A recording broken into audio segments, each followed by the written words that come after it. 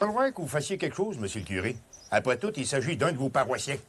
Ben, je trouve que tu y vas un peu fort, Joseph Arthur. La patate est chaude, j'en conviens, mais si tu penses que tu vas la tirer dans ma soutane puis que je vais la garder là jusqu'à temps qu'elle refroidisse, tu te trompes.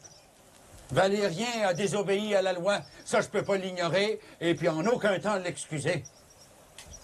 Ah, on peut être en désaccord avec un gouvernement, puis les politiques qui adoptent, ce sont des institutions humaines, donc sujettes à l'erreur. Mais en aucun cas, on peut désobéir à la loi. Il est bon que je te rappelle le principe, mon petit garçon. Si je suis intervenu, c'est pas parce que j'approuve la désobéissance de Valérien. Rappelle-toi bien de ça. Ouais. Ah, bien sûr, il y avait des circonstances atténuantes. Une guerre lointaine. L'opinion publique était divisée sur l'intérêt du Canada de participer à une guerre en sol étranger. Des hommes influents qui ont combattu la conscription avec des violences verbales qui ont pu laisser croire que la loi était mauvaise, donc qu'on pouvait y désobéir. Il y a ceux aussi qui auraient voulu que le Canada s'engage dans une guerre totale contre l'Allemagne, qui ont parlé souvent avec mépris des Canadiens français, comprenant pas leur peu d'enthousiasme à défendre l'Angleterre. Ben, ils n'ont pas de mémoire. Ils ont oublié bien vite la question des écoles françaises en Ontario. Question qui n'est pas encore réglée. Fameux règlement 17. Question que nos évêques ont bien à cœur. Et puis le Canada, c'est un pays pacifique.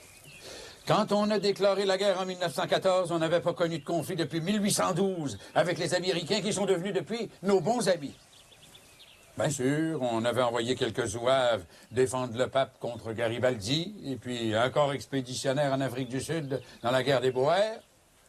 Mais c'était des volontaires, et puis une poignée d'hommes. Ah, vous parlez bien, monsieur le curé. Vous êtes bien instruit. Puis ce que vous dites, ça a bien dû arriver, même si j'étais pas là. Mais tout ce que je sais, c'est que 250 $, je paierai vraiment ça. Puis si c'est plus, encore moins.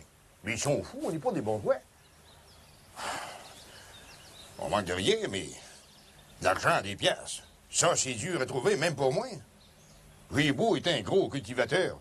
Mon bien est surtout en terre, en bête à cordes, en forêt, en érablière, puis en machine. Ça, les machines, on peut pas les faire nous autres mêmes pour les acheter. Ça vient de l'Ontario ou des États pour la plupart. Ça prend des sous. Des pièces, c'est là que ça passe. Puis moi, j'en ai pas de reste. Ça fait que Valérien, va falloir qu'il s'arrange pour payer sur la bande. Avec le 10 pièces par mois que Rosanna, il donne, on va bien prendre une éternité. Il peut toujours choisir la prison. Ben, vous y pensez pas, monsieur le curé, l'honneur de notre famille. C'est pas un bandit de grand chemin, Valérien, c'est juste une tête brûlée.